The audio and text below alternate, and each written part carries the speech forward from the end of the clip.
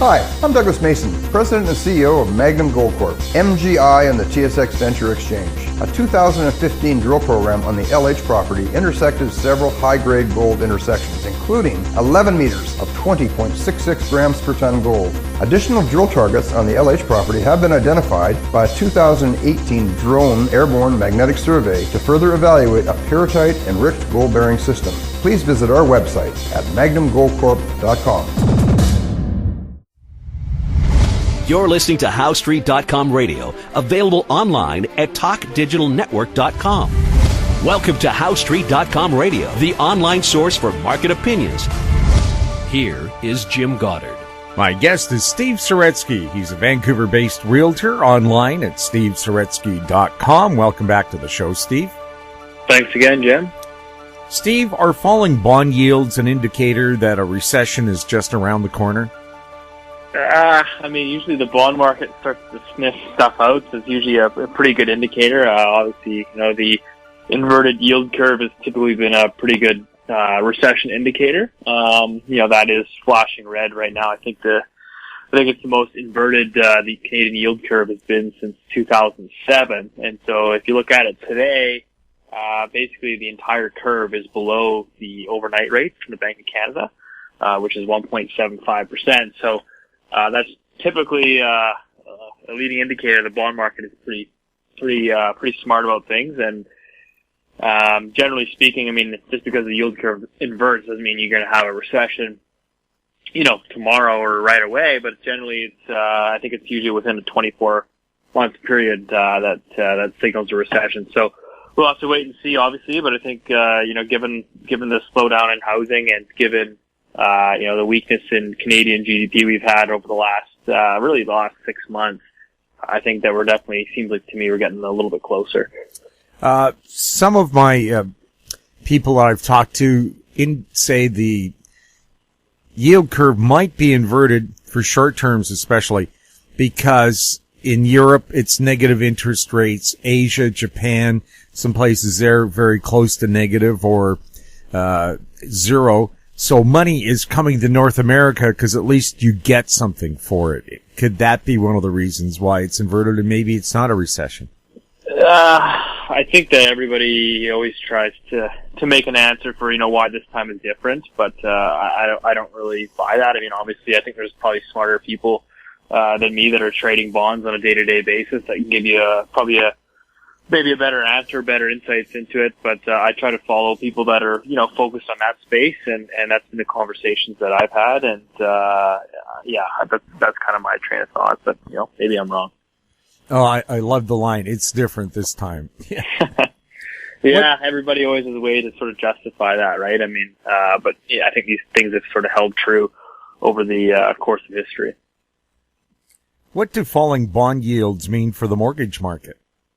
Yeah, so it's interesting. Obviously, I've been sort of lamenting on this for the last probably 6 or 7 months now, where the consensus was basically that interest rates would continue to rise, Canadian mortgage rates would continue to rise. That was going to sort of topple this household debt problem that we had, where debt servicing payments would just blow through the ceiling, and there'd be all this mayhem. But my rationale at the time was basically that, listen, this is a deteriorating backdrop. I think that we're in a period of low and negative interest rates, lower for longer, so to speak, similar to sort of what Japan's been going through for the last 2 decades. And the Bank of Canada, as optimistic as they were they just can't simply hike rates on the amount of debt that we've accumulated. And I think that's what the bond market sees, and that's why, the mortgage rates are starting to fall. And obviously that's, if you look at mortgage rates, 6 months ago, or actually even probably 4 or 5 months ago, mortgage rates were about 3.7 if you wanted a 5-year fix. I had clients getting around 3.7 on an uninsured mortgage. And now today I've got clients that are qualifying at 2.9% on a 5-year fix. So the mortgage rates have really come down, which has obviously, helped, households borrow more money. But at the end of the day, I think that the bond yields are falling for the wrong reasons. So everybody, I think there's a flawed conception around it where basically hey, bond yields are falling, mortgage rates are getting cheaper, so housing prices are automatically going to go up, tomorrow. But I think the problem with that is, again, these yields are falling for the wrong reasons, i.e. that, hey, the bond market smells out a recession, and, typically in a recession, you don't see house prices growing. You start to see unemployment rise, obviously, job layoffs, that sort of thing. So, recessions are not bullish for house prices. So, obviously, I think in the short term, might provide a little bit of juice to the housing and mortgage market. But at the end of the day, this is, I think, with the inversion of the yield curve, it's definitely a little bit concerning. We'll have more with Steve Saretsky right after this. Cypress Development Corp's flagship lithium project is located just east of Albemarle's Silver Peak mine in the heart of Clayton Valley, Nevada. A 12-hole exploration drill program for lithium-enriched claystone on Cypress's 100% controlled properties is now underway. Cypress Development Corp trades on the TSX Venture Exchange, symbol CYP, the Pink's CYDVF, and on Frankfurt's C1Z1. For more information, please visit our website, cypressdevelopmentcorp.com. Avon Resources Limited is a gold exploration company with significant projects in British Columbia, Saskatchewan, and the Yukon. Trading on the TSX Venture Exchange, symbol ABN, and the Pink symbol ABN-AF. Surrounded by world-class gold deposits and mines, Avon's 23,000 hectares Forest Kerr Gold Project is located in the heart of the Golden Triangle in northwestern BC. For more information, visit us at avonresources.com. Welcome back. We're speaking with Steve Saretsky. Steve, do lower interest rates matter if banks are focused on conservative lending and really don't want to be that generous with their loans? Yeah, well, I think that's like another thing too, right? Is you have to sort of understand, like, I guess, how the banks function, what their risk tolerance is. Obviously, in a market where home prices are declining, or you're sort of in a recessionary environment, or the future outlook for the overall economy is not very bright and optimistic, and the banks tend to react to that and obviously scale back and be more conservative with their loans, right? Boom times, the economy looks good, it's growing, low unemployment, home prices are rising, the banks are aggressive, and rightfully so, because they feel that, the good times are going to continue to last. And obviously now, when you get to a situation where, the outlook is definitely becoming a little bit more concerning. Obviously, the trade wars, the inverted yield curve, certainly in Vancouver, home prices coming down. So banks, then they are scaling back. All you have to do is look at, CIBC, which is one of the most aggressive mortgage lenders. I think in 2017, their uninsured mortgage book was growing by over 15% on an annual basis. In the last 2 quarters, they've had negative loan growth on a year-over-year basis. So, I think that's sort of just one example, right? And I think at the same time as well, is not just from a bank's perspective, but, people, households and consumers, just because you have low interest rates, there has to be a willingness and desire to actually borrow that money. And so all you have to do is look at, you can look at Alberta, and actually BC is getting, teetering pretty close to that edge. If you look at Alberta, there's actually negative, the mortgage pool is actually shrinking. So people aren't actually taking out, new debt over in Alberta because, if you look at Alberta, right, the job prospects aren't great. People don't feel overly confident. And so, you can hammer interest rates down to zero, but if people don't want to borrow the money, then there's only so much stimulation that you can get from low rates. Are people still waiting for real estate prices to go lower? I certainly think that there's a lot of people, on the sidelines that are looking at things and saying, should I jump in now or should I wait 3 or 4 or 6 months and see if I can get a better deal? And, you obviously, you have a lot of those people. You certainly have some people, May was definitely a busier month where you had some people, I think, that are looking at it and saying, well, hey, prices have come down, and in some segments they've come down by 15, 20, 25%. Mortgage rates have dropped 70 basis points. Hey, why don't I jump in now? And so I think you're seeing a little bit of both, but obviously given the sales figures, there's certainly inclination that there's more people on the sidelines than anything. We'll have more with Steve Saretsky right after this. I'm Douglas Mason, CEO of Naturally Splendid, symbol NSP on the TSX Venture Exchange. Naturally Splendid is a biotechnology and consumer products company focused on the global cannabis and health markets. Naturally Splendid is expanding distribution in this rapidly growing market with products currently in Canada, the USA, South Korea, Germany, and Australia. To view our comprehensive company presentation and for more information, please visit our website at naturallysplendid.com. Don't miss out. Stay informed. Receive the HowStreet.com weekly recap with thought-provoking podcasts, radio, and articles delivered to your inbox. Sign up for the HowStreet.com weekly recap on our homepage at HowStreet.com.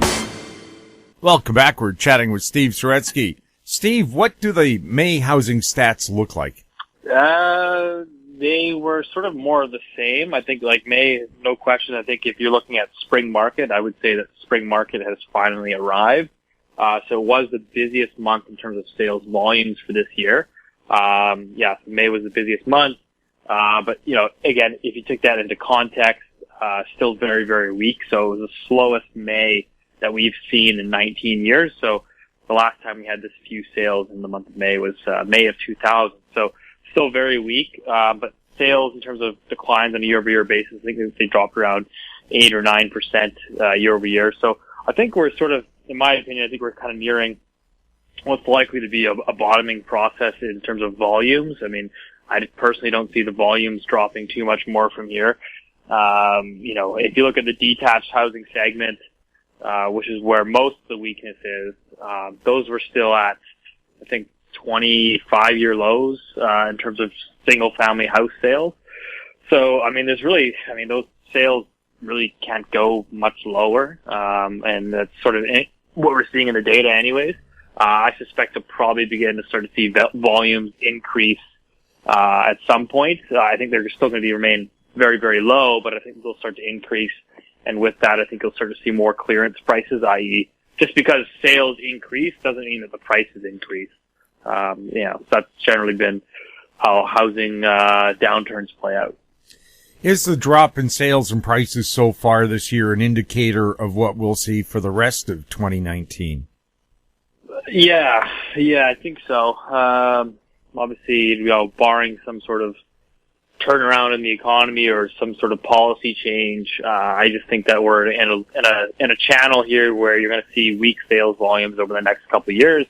I think that you'll continue to see lower prices.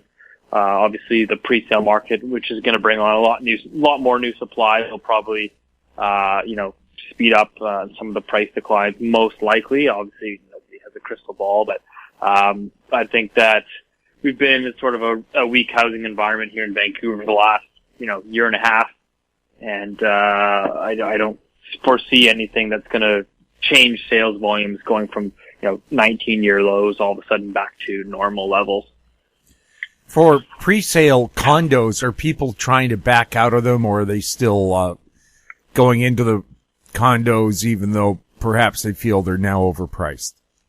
I wouldn't say there's too many people backing out. Obviously, there's a lot of people right now that are trying to flip them, would maybe prefer not to close on them, but I think that depending on when you bought, obviously, some of them are still making money.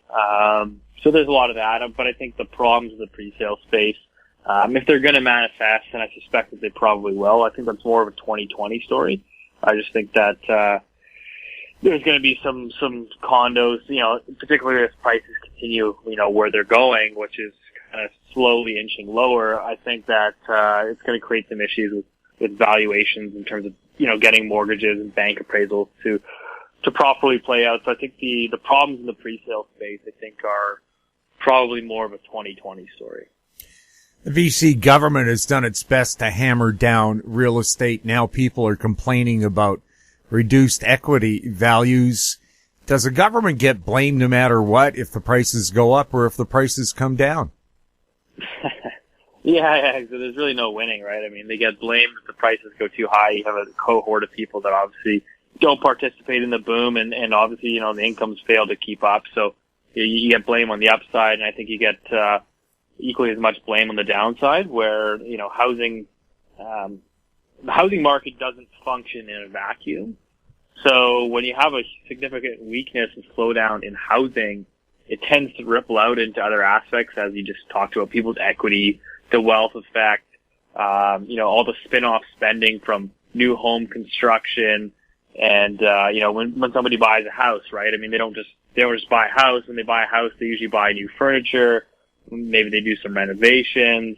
They hire a moving truck company, et cetera, et cetera, et cetera. So these things don't function in a vacuum. So obviously, a slower and weaker housing market is going to, at some point, have more significant knock-on effects, I think, on the broader economy.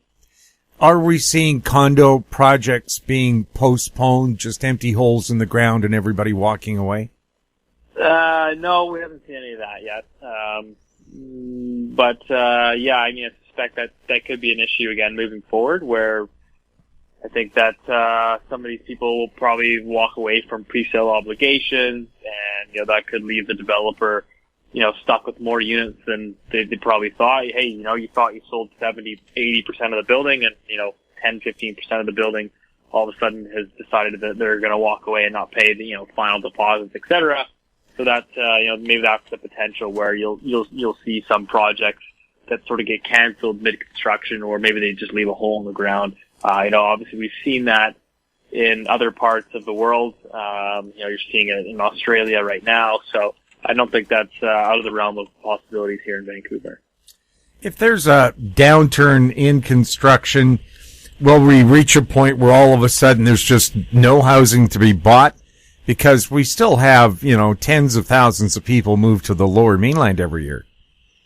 Yeah, I just think that I think we're probably going to have an oversupply of homes here in the next couple of years, and I think that eventually that supply will shrink because new housing starts will fall as they are right now, and eventually over time that's going to create another shortage, right? So I don't know, it kind of plays out, and I think at the same time is when the economy slows down, it starts to impact migration flows, right? I mean, if the economy slows down, there's not as many jobs, not as many firms hiring, more bodies, then, people don't come here, right? So I think that starts to impact the migration flows as well. And so I think that will probably be the story here, but no question, right? I mean, this is typically how we see things play out, is that, the developers, because the long process to actually get a home, a condo building built, time you go through permits and rezoning, and then to actually, pre-sell the building, get the construction financing, and then build this place, it could take